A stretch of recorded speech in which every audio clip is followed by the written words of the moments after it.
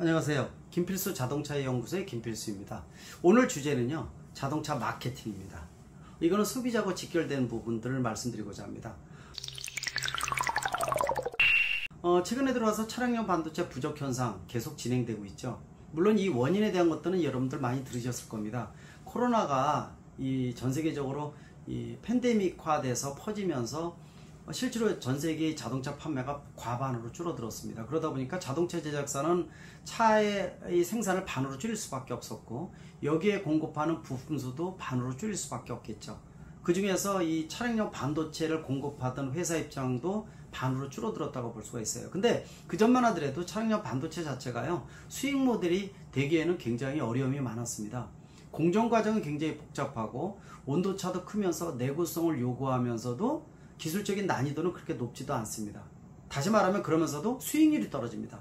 회사 입장에서는 어거지로 진행하는 부분이 많았는데 남지 않다 보니까 이게 역시 이제 수요가 반으로 줄어서 생산도 반으로 줄었다는 얘기죠. 그러다 보니까 차량용 반도체를 만들던 회사들은 방향을 틀었습니다. 모바일이라든지 가전제품 쪽으로 반도체 소자 생산을 바꿨다고 볼 수가 있어요. 그러다 보니까 이런 상태에서 코로나가 거치면서 자동차의 판매가 활성화되기 시작을 해서 다시 제작사 입장에서는 차량용 반도체 제작 회사의 주문량을 늘렸더니 이 반도체 회사들은 수익이 훨씬 좋은 모바일이나 아니면 가전제품 쪽에서 돌아오기가 싫은 겁니다. 그러다 보니까 그때부터 차량용 반도체 부족 현상이 가시화되면서 재고 물량을 다 소진하고, 그래도 부족하다 보니까 차의 공급 수요에 비해서 공급량이 부족한 이런 이 시대가 계속 진행됐던 것이 지금의 차량용 반도체 부족 현상의 원인이라고 볼 수가 있습니다. 문제는 최근에 내연기관차에서 전기차 전환이 되면서 차량용 반도체의 공급량이 더 많이 필요하다는 겁니다. 일반 내연기관차는요, 구체적으로 차량의 반도체 수가 200개에서 300개라고 보시면은 전기차는 400개에서 500개라고 보시면 좋을 것 같아요. 그리고 자율주행차는 900개에서 1000개까지 차량용 반도체가 소요된다고 볼 수가 있죠. 이러다 보니까 실제로 재고 물량도 줄고 또 미래차로 바뀌면서 차량용 반도체가 부족하고, 동시에 하이테크 쪽으로 진전이 되면서 계속 이 부분이 부족 현상이 진일보돼서 가속화된다고 볼 수가 있습니다. 점차 작년보다 올해가 낮아지고는 있지만은요, 차량용 반도체가 완전 해소되기에는 앞으로 2년 3년 걸리기 때문에 2024년 5년 정도까지는 차량용 반도체 부족 현상이 발생한다고 볼 수가 있습니다. 그러다 보니까 역시 인기 있는 차종 같은 경우에는 1년에서 1년 반 기다려야 되는 거 여러분들 아시죠? 이러다 보니까 문제점이 많이 생겼습니다. 자동차 제작사의 마케팅 기법에 있어서요, 굉장히 고민거리가 늘어났다고 볼 수가 있습니다. 일명 신차 효과가 사라졌다고 볼 수가 있죠. 자, 지금 현재 내가 올 제작사에서 굉장히 중요한 신차를 발표를 합니다. 그러면은 언론에서 홍보가 되고 소비자들도 관심이 많아지면서 아마 신차 신청 대수가 뭐 예를 들어서 10,000대, 20,000대 넘어가는 사례 여러분들 많이 보셨을 겁니다. 문제는 이렇게 신차 발표를 하고 신청한 순서대로 10,000대, 20,000대를 신차를 공급을 해줘야 되는데요, 차량용 반도체 부족으로 인해서 실질적으로 차 공급이 안 된다는 거죠. 신청을 해놨지만은 이걸 받는데 1년 후에 받는다는 얘기죠. 지금 만약에 신청하면은 내년 중후반에 받는다고 생각을 하시게 되면은 이게 신차가 아닙니다. 이미 구닥다리 구형차로 변모한다, 이렇게 볼 수가 있겠죠. 따라서 자동차 마케팅 부서에서는요, 이 애로사항이 상당히 크다고 볼 수가 있어요. 신차 효과를 통해서 극대화시키고 또 이 다른 제작사 경쟁사로 갔던 소비자를 다시 내 편으로 끌어모으는 굉장히 중요한 효과가 신차 효과인데도 불구하고 이런 부분들을 구사를 제대로 못하다 보니까 마케팅 측면에서 전략을 만들 때 굉장히 고민거리가 늘어났습니다. 이게 다른 회사도 다 마찬가지라고 볼 수가 있거든요.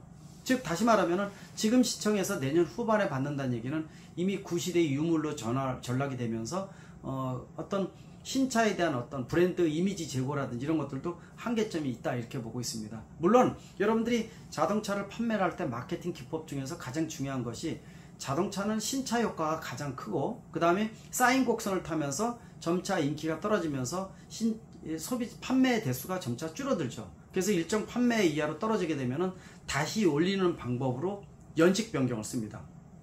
일명 우리가 영어로 이어 체인지라고 얘기를 합니다. 연식 변경을 통해서 뭐 올해 지금 뭐 8월이 9월이다 그러면은 예를 들어서 내년 2023년형을 발표를 해주는 거죠. 그러면은 내년 거에는 새로운 어떤 그 앞뒤태가 바뀐다든지 안에 실내 옵션이 좀 바뀐다든지 또는 중요한 옵션이 들어가서 올해 차보다 내년에 훨씬 더 좋은 거에 이미지를 부각을 시키면서 가격은 좀 올리고요.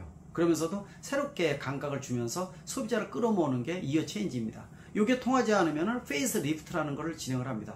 페이스 리프트 뭡니까? 얼굴 끌어올리는 거죠. 성형한다는 뜻이죠. 즉 앞 디테일을 바꾸는 겁니다. 헤드라이트라든지 또는 라디에이터 그릴도 바꿀 수가 있고요.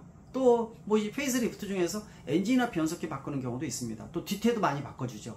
그리고 색깔도 많이 바꿔주면서 실내의 어떤 재질이나 옵션도 좀 바꿔줍니다. 즉 일반 소비자가 기존 차에 비해서 페이스 리프트 된 차를 안게 되면 훨씬 더 이거 새 차네 라는 이미지를 줄 수가 있죠.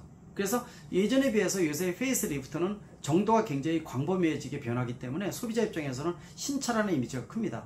물론 비용적인 측면에서 1000억에서 1500억 원 정도가 소요가 됩니다. 그리고 페이스 리프트가 안 되면은 마이너 체인지를 합니다. 마이너 체인지는 좀 더 가미되는 거죠. 즉 엔진이나 변속기 출력도 바꾸고요. 옵션도 대대적으로 바꿔서 완전히 새로 탄생한 신차급이라고 보시면 좋을 것 같아요. 역시 여기에 들어가는 것은 2000억에서 3000억 사이 정도의 비용이 들어간다고 보시면 돼요. 이게 평균치를 말씀드리는 거지 회사마다 조금씩은 틀리다 이렇게 보시면 좋을 것 같습니다. 이렇게 마이너 체인지가 안 되면은 메이저 체인지, 거의 신차급, 그 다음에 풀 체인지 이런 과정을 거쳐서 떨어진 소비자층을 다시 끌어모으는 사인 곡선을 타는 거죠. 이 중에서 역시 가장 중요한 게 제가 말씀드린 풀 체인지에 해당되는 신차라고 볼 수가 있습니다. 이게 바로 처음 모드에서 말씀드린 신차 효과입니다.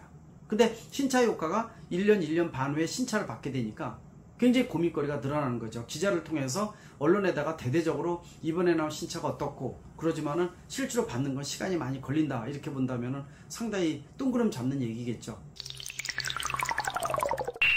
또 이런 것들이 아까 자동차 마케팅 측면에서요 그런 것도 썼습니다. 예전에 좀 아이러니했던 부분들이 하나가 이어 체인지, 즉 가장 초보적인 그 연식 변경 모델을 낼 때요 예전만 하더라도 그 해의 과반 즉 후반기로 넘어갔을 때 그 다음에 연식 변경을 발표하는 것이 예의지 않습니까? 예를 들어서 뭐 지금 8, 9월이다 그러면은 지금쯤 정도 되면은 내년 2023년형 발표하는 거는 문제점이 없겠죠. 근데 이게 경쟁사마다 서로 경쟁이 붙다 보니까요 전반기에 연식 변경을 해주는 거예요. 그러니까 올해 2022년 3월이다 그러면은 2023월에 아직 올해가 가려면 굉장히 멀었겠죠. 그런데도 불구하고 2023년형을 발표해 주는 거죠. 이런 회사들도 있었어요. 그래서 사실 비웃음을 사기도 하고 여러 가지 이 에피소드도 많이 발생했던 것이 이러한 어떤 마케팅 전략의 치열함이 아닌가 이렇게 보고 있습니다. 그만큼 자동차가 최근에 들어와서는 마케팅 방법이 굉장히 고민거리가 늘어나는 거죠. 차량이 늦게 출시가 되는 것은 물론이고요. 또 에너지원이 다양화되고 있죠. 기존의 내연기관차에서 전기차나 수소 연료전지차도 등장을 하고 있고 또 가솔린, 디젤, LPG 모델도 다양하게 포진하고 있습니다. 하이브리드차, 플러그인 하이브리드 차까지 있죠. 따라서 뭐 가격이나 아니면은 연비라든지 또는 각종 옵션 또 디자인 이런 것들도 당연히 차를 택일할 때 굉장히 중요한 요소지만은 가장 우선적으로 에너지원을 뭘 쓰느냐가 가장 중요하겠죠. 내연기관차를 사느냐 하이브리드냐 전기차냐 이런 모델들을 택일하는 것에 따라서도 방향이 완전히 전환되기 때문에 일반 소비자 입장에서도 자동차를 구입할 때 이거 신차 구입할 때 뭐를 해야지, 또 신차만 있는 게 아니라 중고차 시장도 있지 않습니까?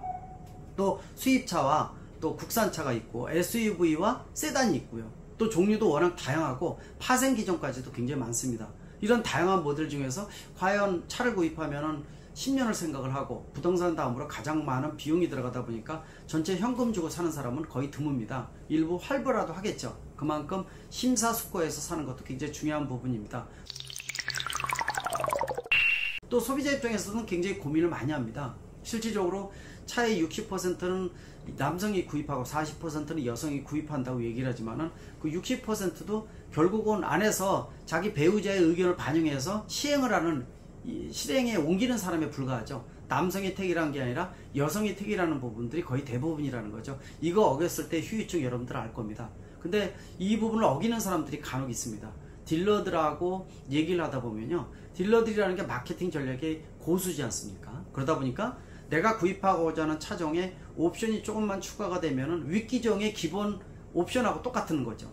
차종이 우리가 일명 중첩이라고 얘기를 하는데, 윗기종과 내기종이 옵션이 들어간 거하고 가격이 똑같은 부분일 경우에는 윗기종 사는 게 낫다라고 해서 윗기종에 무작정 사인하다가 이미 집에서 합의본 차와는 틀린 차를 택이함으로 인해서 그 후유증 굉장히 큰 사람들 많이 있을 겁니다. 아마 이 배우자한테 반찬수가 줄어든다든지 후유증으로 인해서 못 벗어나는 이런 부분들이 몇 년 동안 지속되는 경우도 있기 때문에 차를 택일할 때는 그래서 더더욱 심사숙고해야 된다는 거. 그리고 최근에 아까 말씀드린 대로 어떤 외적인 영향으로 인해서 차량용 반도체 부족으로 신차 효과도 떨어지고 있다는 거. 마케팅 부서는 좀 더 고민거리가 늘어난다는 거. 여러분들이 아마 이런 부분들을 고려를 해서 이런 여러 가지 부분 중에서 가장 최적의 모델을 구입하는 게 중요합니다. 한 가지 팁을 드리면요, 차는 처음에 딱 와닿는 디자인이 너무 완성도가 뛰어나서 멋있어 하고 사는 차보다도요, 처음에 디자인이 그냥 그랬지만은 한 번, 두 번, 세 번 보면서 디자인이 나름대로 지겹지도 않으면서 직선을 많이 쓰면서 의미가 있네 라고 부각되는 차 있죠. 이런 차가 좋은 차입니다. 이런 차는 오래 끌어도 5년 이상이 지나도 항상 첫 차의 이미지를 가지고 있다는 거죠. 그래서 차를 택일할 때는 즉흥적으로 사지 마시고요, 계획을 잘 잡으시고 주변에 운행하는 차, 똑같은 차에 운행하는 사람들의 얘기도 들으면서 또 동호인에 들어가서 장단점도 한번 보고요, 리콜 문제가 있는지 없는지도 보고, 또 내가 가족이 함께 쓸 패밀리카인지 또는 중장거리용으로 나홀로 차량으로 영업용으로 쓸 것인지, 이런 여러가지 부분을 보고 구입하면 좋을 것 같습니다. 여기에 맞춰서 1가구 2차량 시대니까 세컨드카는 전기차 구입하는 것도 하나의 방법이 아닌가 이렇게 보고 있습니다. 고맙습니다.